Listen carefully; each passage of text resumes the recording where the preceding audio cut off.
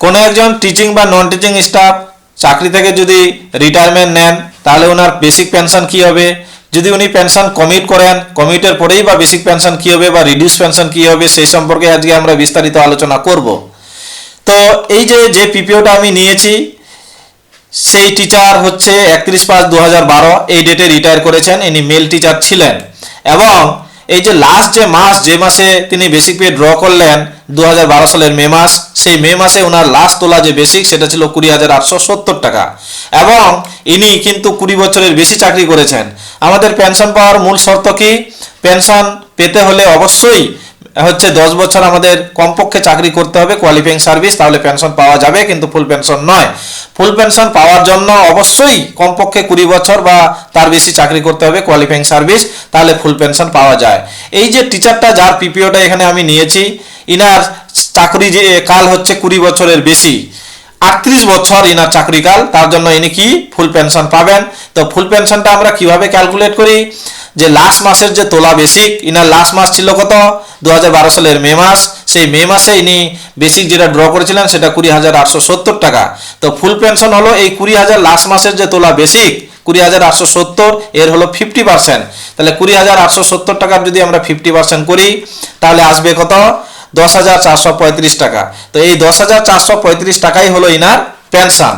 এবার এখানে নিচে দেখেন আরেকটা অ্যামাউন্ট দেওয়া আছে 6,261, এখানে আরেকটু বলা আছে 10,435টা ইনার ওয়াইফও পাবেন কত বছর পর্যন্ত, ইনার বয়স যতক্ষণ না 67 বছর পূর্ণ হবে বা হচ্ছে ইনার হচ্ছে যদি মারা যাওয়ার পর 7 বছর কিংবা 67 বছর পূর্ণ হওয়ার আর যতদিন না হবে এই দুইটার মধ্যে যেটা কম হবে সেই সময় পর্যন্ত ইনার পরিবার এই অ্যামাউন্টে পেনশন পেতে থাকবেন, মানে হচ্ছে বেসিক ফ্যামিলি পেনশন। এবার নিচে যেটা 6,261 এটা তাহলে ফের কি জিনিস, এটা যদি আমরা এই 20,870 টাকার যদি আমরা 30% করি বা 30% করি তাহলে আসবে 6,261 টাকা। অর্থাৎ আমি যেটা বলতে চাইছি ইনার পরিবার যদি নর্মাল রেটে ফ্যামিলি পেনশন পান সেটাই হবে 6,261। তো নর্মালটা কখন, যে ইনার যে রিটায়ারমেন্ট হলো রিটায়ারমেন্টের পর যদি 7 বছর কেটে যায় তারপরে ইনার হচ্ছে যদি মৃত্যু হয় তাহলে নর্মাল রেটে পাওয়া যাবে, তার আগে যদি হচ্ছে মৃত্যু হয় তাহলে এনহান্স রেটে ফ্যামিলি পেনশন পাওয়া যাবে। সেটা আপনাদেরকে আমি পরে আবার আলোচনা করে দেখাবো পরের পৃষ্ঠায়। তো তাহলে এখানে আমাদের যেটা গুরুত্বপূর্ণ বিষয় হলো যে ইনার লাস্ট মাসের তোলা বেসিক ছিল 20,870 টাকা, ইনার হচ্ছে তাহলে বেসিক পেনশনটা চালু হবে 10,435 টাকা থেকে এবং সেটা চালু হবে 1/6/2012। তাহলে এই পৃষ্ঠা টোটালটাই আমি বললাম, এর পরের পৃষ্ঠায় এবার আপনাদেরকে নিয়ে যাচ্ছি। পিপিওটার এটা হলো 2 নম্বর পেজ, এখানে এমপ্লয়ির নাম দেওয়া আছে। এমপ্লয়ি যিনি হচ্ছে ছিলেন টিচার ছিলেন, উনি ওয়ার্ক এডুকেশনের টিচার ছিলেন অর্থাৎ পাস কোর্সের টিচার, ওনার পে বেন ছিল 7100 থেকে 37,600 এবং ওনার গ্রেড পে ছিল 3600 টাকা। ওনার এখানে বাড়ির ঠিকানাটা রয়েছে যেটা আমি হাইড করে রেখেছি, এখানে ডেট অফ বার্থ রয়েছে 20/5/1952 এবং ওনার যে হচ্ছে অ্যাপয়েন্টমেন্ট কবে হয়েছিল মানে জয়েন কবে করেছিলেন চাকরিতে 14/2/1974 এবং উনি রিটায়ার করেছেন 31/5/2012 এই ডেটে রিটায়ার করেছেন। এখানে দেখেন 6 নম্বর পয়েন্টে লেখা আছে সুপার এনুয়েশন, ইনি যেহেতু 60 বছর বয়স পূর্ণ করার পর রিটার্ন নিয়েছেন তার জন্য হচ্ছে সুপার এনুয়েশন পেনশন ইনার ক্ষেত্রে প্রযোজ্য হবে। এবার ডান একটু দিকে দেখেন 7 নম্বর পয়েন্টে বলা হচ্ছে গ্রস কোয়ালিফাইং সার্ভিস 38 বছর 3 মাস 18 দিন, এখানে ওইটাই লেখা আছে নেট কোয়ালিফাইং সার্ভিস 38 বছর 3 মাস 18 দিন। এবার দেখেন একটু যদি আমরা ডান দিকে এখানে দেখি লাস্ট পে ড্রন বলতে মে মাসের যে 2012 সালের যে মে মাস সেই মে মাসে তিনি এই বেসিক পেটা ড্র করেছিলেন যেটা হলো 20,870 টাকা। এবার একটু আমাদের যদি 11 নম্বর পয়েন্টে দেখি এখানে আবার লেখা আছে অ্যামাউন্ট অফ পেনশন 10,435, যেটা আমি আগেই বললাম যে 20,870 টাকার যদি আমরা 50% করি সেটা হবে 10,435। এইবার এই যে ব্যক্তিটা যিনি রিটায়ার হচ্ছে নিয়েছেন ইনি কিন্তু পেনশনটা কমিউটও করেছেন, তাহলে কমিউট আমাদের কিসের উপর করতে হয়, সব সময় বেসিক পেনশনের উপর অর্থাৎ 10,435 টাকার উপরেই কিন্তু কমিউট করতে হয়। ইনি কতটা কমিউট করেছেন 40% মানে 40%, তাহলে এই 10,435 টাকা যদি আমরা 40% হিসাব করি তাহলে সেটা আসবে 4174 টাকা। তাহলে এবার বেসিক পেনশন থেকে তাহলে কমিউট ভ্যালুটা কি করে দিতে হবে, মাইনাস করে দিতে হবে। এই কমিউট ভ্যালুটা ইনি কিন্তু আর পাবেন না, অর্থাৎ 10,435 টাকা থেকে যদি 4174 টাকা কমিউট পেনশনটা যদি বিয়োগ করে দিই তাহলে ওনার রিডিউস পেনশন কত হবে 6,261 টাকা। অর্থাৎ কমিউট করার পর ওনার হচ্ছে রিডিউস পেনশন মানে বেসিক পেনশন গিয়ে দাঁড়াবে 6,261 টাকা, যেটা আমরা যদি এভাবেও হিসাব করতে পারি 20,870 টাকা যে লাস্ট মাসের যে তোলা বেসিক ছিল তার যদি আমরা 30% করি তাহলে সেটা আসবে 6,261 টাকা। এবার নিচে আপনাদেরকে একটু দেখাই, দেখেন এখানে পেনশন লেখা আছে 10,435 টাকা, ফ্যামিলি পেনশন লেখা আছে 6,261 টাকা, এনহান্স ফ্যামিলি পেনশন লেখা আছে 10,435 টাকা। আর একটু যদি আমরা একটু নিচে যাই তাহলে দেখেন 13 নম্বর পয়েন্টে লেখা আছে অ্যামাউন্ট অফ ফ্যামিলি পেনশন কি এনহান্স রেট 10,435 আপ টু কত 19/5/2019। এটার আবার মানে কি, যে এই যে ব্যক্তিটা যিনি 31/5/2012 এই ডেটে রিটায়ার করেছেন, এই ডেটে রিটায়ার করার পর ইনি যদি মারা যান, যে মারা গেলেন কারণবশত উনি মারা গেলেন, তাহলে উনার পরিবার কি এনহান্স রেটে ফ্যামিলি পেনশন পাবে। কত ডেট পর্যন্ত পাবে, ওনার এই ডেট 19/5/2019 এই ডেট পর্যন্ত কিন্তু ওনার পরিবার এনহান্স রেটে ফ্যামিলি পেনশন পাবে। অর্থাৎ আমি যেটা বলতে চাইছি যে কোনো একজন এমপ্লয়ি রিটায়ারমেন্ট নেওয়ার পর যদি মারা যান কিন্তু 67 বছর পূর্ণ না হওয়ার আগেই, অর্থাৎ উনি বেঁচে থাকলে যে ডেটে উনার 67 বছর পূর্ণ হবে তার আগেই যদি উনি মারা যান তাহলে উনার পরিবার কিন্তু এনহান্স রেটে ফ্যামিলি পেনশন পাবে। এবার আরেকটা ভাবেও এনহান্স রেটে ফ্যামিলি পেনশন পাওয়া যায় কিভাবে, যে রিটায়ারমেন্ট না করে মানে চাকরিতে থাকাকালীনই উনি মারা গেছিলেন, সাপোজ আমি ধরলাম যে ধরেন 57 বছর বয়সে উনি মারা গেলেন, তাহলে উনার পরিবার 57 বছরের পর 7 বছর, অর্থাৎ উনি যদি বেঁচে থাকতেন তাহলে 57 পর যদি 7 হিসাব করি 58, 59, 60, 61, 62, 63, 64, অর্থাৎ উনার বয়স যবে 64 বছর পূর্ণ হতো বেঁচে থাকলে সেই তারিখ পর্যন্ত ওনার কি পরিবার এনহান্স রেটে ফ্যামিলি পেনশন পাবে। কিংবা এটা এনহান্স রেটটা এভাবেও ক্যালকুলেশন করা হয় যে কোনো একজন এমপ্লয়ির 67 বছর পর্যন্ত কিংবা রিটায়ারমেন্টের আগেই যদি মারা যান তাহলে 7 বছর পর্যন্ত, অর্থাৎ 53তে যদি রিটায়ারমেন্ট হয় তাহলে 53 পরে 7 বছর কিংবা 67 বছর পূর্ণ হচ্ছে যে ডেটে পূর্ণ হবে এই দুইটার মধ্যে যেটা কম হবে, সময়টা কম হবে, সেই ডেট পর্যন্ত ওনার হচ্ছে পরিবার কি এনহান্স রেটে ফ্যামিলি পেনশন পাবে। এবং এনহান্স রেটে ফ্যামিলি পেনশনটা তাহলে এই ব্যক্তির ক্ষেত্রে কি 19/5/2019 এই ডেট পর্যন্ত হচ্ছে চলতে থাকবে। তারপরে ইনার পরিবার আবার কি নর্মাল ডেটে, এই যে নর্মাল ডেট 6,261 টাকা সেই ডেটে ফ্যামিলি পেনশন পেতে থাকবে। অর্থাৎ 19/5/2019 এই ডেটের পর ওনার ইনি যদি মারা যান তাহলে কি হবে, হচ্ছে এই ব্যক্তিটা যদি মারা যান তাহলে ইনার পরিবার 19/5/2019 এই ডেটের পর কি হবে 6,261 টাকা করে নর্মাল ডেটে ফ্যামিলি পেনশন পেতে থাকবেন। এখানে আর একটু আপনাদের বলি যে ফ্যামিলি পেনশন কে কে পাবে, নিজের ওয়াইফ ফ্যামিলি পেনশন পাবে কিংবা ছেলে বা মেয়ে, তবে অবশ্যই মনে রাখতে হবে ছেলে বা মেয়ের বয়স অবশ্যই 25 বছরের কম হতে হবে, কিংবা কোনো উনার যদি কোনো মেয়ে অবিবাহিত থেকে যায় তাহলে উনি যতদিন পর্যন্ত বিয়ে করবেন ততদিন পর্যন্ত কিন্তু হচ্ছে ফ্যামিলি পেনশন পেতে থাকবেন। কিংবা উনার বাবা মা যতদিন হচ্ছে পর্যন্ত হচ্ছে নতুন যদি বিয়ে না করে মানে রিম্যারেজ না করে তাহলে ডিপেন্ডেন্ট বাবা মাও হচ্ছে ফ্যামিলি পেনশন পেতে থাকবেন। কিংবা হচ্ছে যিনি যে এমপ্লয়ি ছিলেন ওনার মেয়ের যদি বিয়ে হয় এবং উনি যদি ডিভোর্সি হয়ে যান তাহলে ওনার পর যদি ডিপেন্ডেন্ট উনি থাকেন তাহলে অবশ্যই ওই মেয়েও ফ্যামিলি পেনশন পেতে থাকবে যতক্ষণ না উনি আবার রিম্যারেজ করছেন সেই ডেট পর্যন্ত ফ্যামিলি পেনশন পেতে থাকবেন। তাহলে এইবার আমরা এই যে ব্যক্তিটা এমপ্লয়িটার এই এমপ্লয়ির আমরা টোটাল পেনশনের হিসাবপত্র আপনাদের ক্যালকুলেশন করে দেখাবো। তো পেনশনের হিসাবের জন্য আলাদা কোনো কাগজ দেয় না। এই যে প্রথম যে পৃষ্ঠাটা এই পিপিওটার একটু দেখেন নিচে এই যে ব্যাক পৃষ্ঠায় এইভাবে সিল মেরে সেখানে হাতে লিখেই টোটাল হিসাবটা দিয়ে দেন। তো এটাই আপনাদেরকে এখন আমি দেখাবো।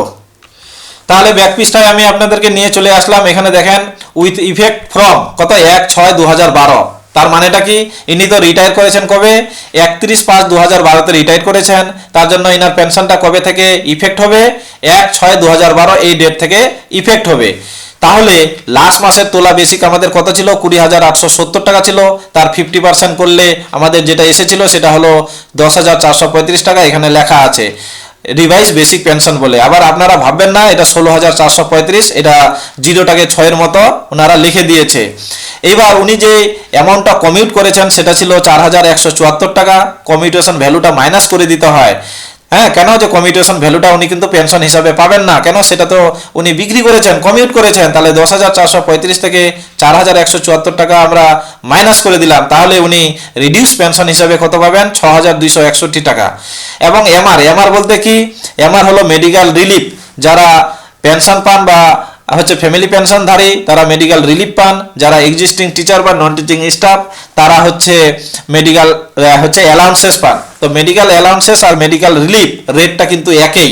তো 1/6/2012 এটা কোন রোপার অধীনে? 2009-এর যে রোপা সেই রোপার অধীনে। তো সেই রোপার অনুযায়ী হচ্ছে মেডিকেল অ্যালাউন্সেস বা মেডিকেল রিলিফ ছিল 300 টাকা, তার জন্য এখানে 300 টাকা লেখা আছে। তারপরে নিচে কি? ডি রিলিফ বলতে ডিয়ারনেস রিলিফ। যারা পেনশনধারী বা ফ্যামিলি পেনশনধারী তারা ডিয়ারনেস রিলিফ পান, যারা এক্সিস্টিং টিচার বা নন টিচিং স্টাফ তারা কিন্তু হচ্ছে ডিয়ারনেস অ্যালাউন্সেস পান। তো 1/6/2012 এই ডেটে ডিয়ারনেস রিলিফ ছিল 45% বা ডিএ ছিল 45%। তো এবার ডিএটা ক্যালকুলেশন করতে হবে। ডিএ সবসময় ক্যালকুলেশন হয়, মনে রাখবেন, রিভাইজ বেসিক পেনশনের উপর, অর্থাৎ যেটা বেসিক পেনশন। আমি যেটা বলতে চাইছি, কমিউটেশন করার আগে যেটা বেসিক পেনশন ছিল এখানে কত ছিল? 10,435 টাকা। তো এই 10,435 টাকার উপরেই কিন্তু আপনাকে ক্যালকুলেশন করতে হবে। যার ক্ষেত্রে যেমন হচ্ছে রিভাইজ বেসিক পেনশন হবে তার ক্ষেত্রে তেমনই প্রযোজ্য হবে।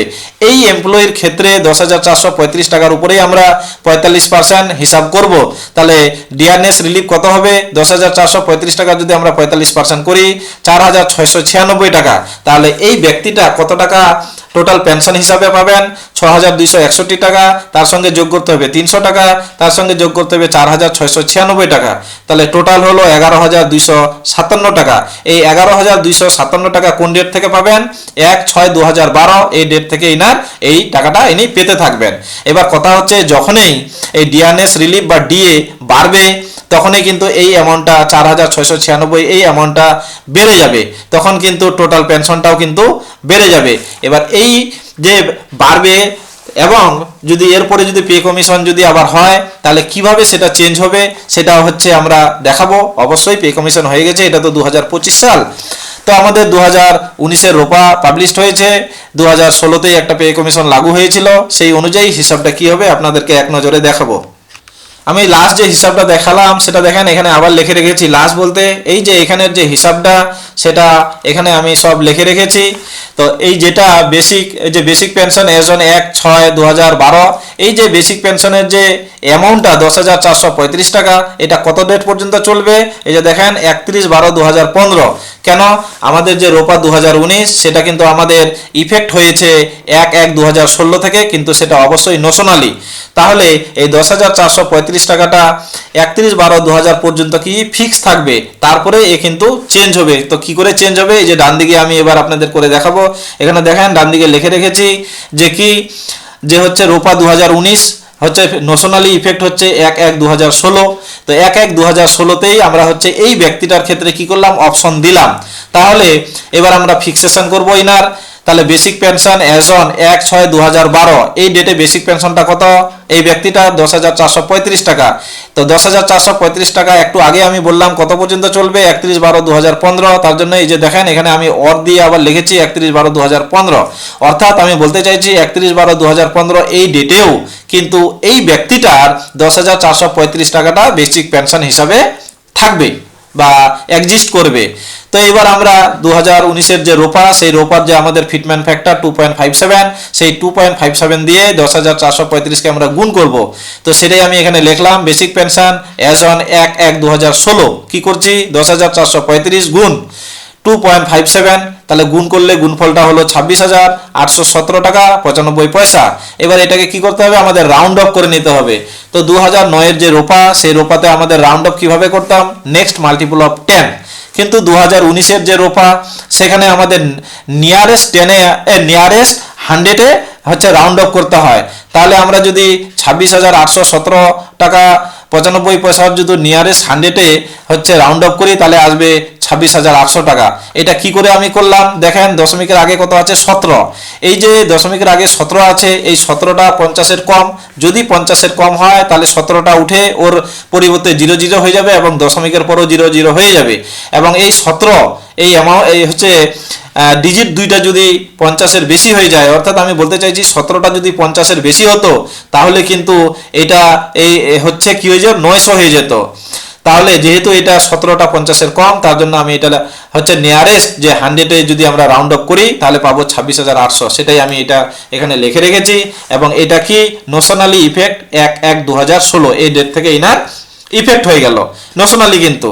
আর ফিনান্সিয়ালি ইফেক্ট আমাদের রোপা 2019 ফিনান্সিয়ালি কবে থেকে ইফেক্ট হচ্ছে 1/1/2020, যেটা আমরা রোপাতে দেখেছি। তো এবার আমরা কি করব, কমিউটেশন, ইনি তো কমিউট করেছিলেন, তো আমরা অবশ্যই মনে রাখবো যে কমিউট হয় ইনার যে প্রথম যে বেসিক পেনশন ছিল 10,435, তার উপরেই কিন্তু কমিউটটা থাকবে, তাহলে সেটা ফিক্সড। তাহলে 4,174 টাকা আবার এখানে আমি লিখলাম। এবার 26,800 টাকা থেকে 4,174 টাকা বিয়োগ করলাম, বিয়োগ করার পর কত আসলো 22,626 টাকা হলো। তাহলে এটাই হলো কিন্তু ইনার এবার রিডিউস পেনশন। তাহলে এবার 1/1/2020 এই ডেটে ডিআরএস রিলিফ বা ডিএ কত ছিল 0%। আবার আমি বলছি ডিএ বা ডিআরএস, এই যে এখানে যে ডিআরএস রিলিফ, সেই ডিআরএস রিলিফ কিন্তু ক্যালকুলেট করতে হয় সব সময় রিভাইজ বেসিক পেনশনের উপর, অর্থাৎ 26,800 টাকার উপর। তাহলে 26,800 টাকার উপর যদি আমরা 0% করি, দেখেন সেটাই আমি কিন্তু এখানে লিখে রেখেছি, 26,800 গুণ 0% ইকুয়াল টু 0, সেটাই আমি এখানে 0 লিখেছি। আর মেডিকেল রিলিফ রোপা 2019-এর অধীনে মেডিকেল রিলিফ হলো 500 টাকা বা মেডিকেল অ্যালাউন্সেস হলো 500, সেটা লিখলাম। তাহলে আমরা যদি টোটাল করি তাহলে 22,626 যোগ 0 যোগ 500, তাহলে কত হলো 23,126। এটা কত থেকে লাগু হবে 1/1/2020 এই ডেট থেকে এই যে ব্যক্তিটা 23,126 টাকা কি হচ্ছে আপনার গিয়ে টোটাল পেনশন পাবেন। এইবার দেখেন এটা তো হচ্ছে 2025 সালের জানুয়ারি মাস, এখন কিন্তু ডিআরএস রিলিফ বা ডিএ হলো 14%। তাহলে 14% যদি আমরা 26,800 টাকার উপর ক্যালকুলেট করি তাহলে আসবে 3750 টাকা। তাহলে আমরা যদি 22,626 যোগ 3750 যোগ 500 যদি করি তাহলে আসবে 26,878 টাকা। অর্থাৎ এই যে ব্যক্তিটা 2025 সালে জানুয়ারি মাসে ইনি 26,878 টাকা পেনশন হিসাবে টোটাল পাবেন। তো এইবার কথা হচ্ছে এই যে আমরা এই যে ডেটটাতে 1/1/2016-তে যে আমরা ইনার যে বেসিকটা মানে বেসিক পেনশনটা যে এটা হচ্ছে আমরা রিভাইজ করলাম 26,800, এটা কত ডেট পর্যন্ত চলবে? এরপরে তো আবার পে কমিশন লাগু হবে 2026-এ, তাহলে এটা অবশ্যই চলবে 31/12/2025 ডেট পর্যন্ত। এই হচ্ছে বেসিক পেনশনটা ইনার ফিক্স থাকবে। তারপরে কিন্তু ওই 2000 যে পে কমিশন 26-এ যদি লাগু হয় সেই অনুযায়ী ওই পে কমিশন অনুযায়ী যেটা ফিটমেন্ট ফ্যাক্টর হবে, সেই ফিটমেন্ট ফ্যাক্টর দিয়ে আবার 26,800 টাকাটাকে গুণ করে তখন ওনার রিভাইজ বেসিক পেনশনটা আবার ঠিক হবে। তাহলে এইভাবেই টোটাল ক্যালকুলেশন আপনারা করতে পারবেন। আমি টোটালটাই আপনাদেরকে দেখালাম। আজকে এ পর্যন্তই, ধন্যবাদ।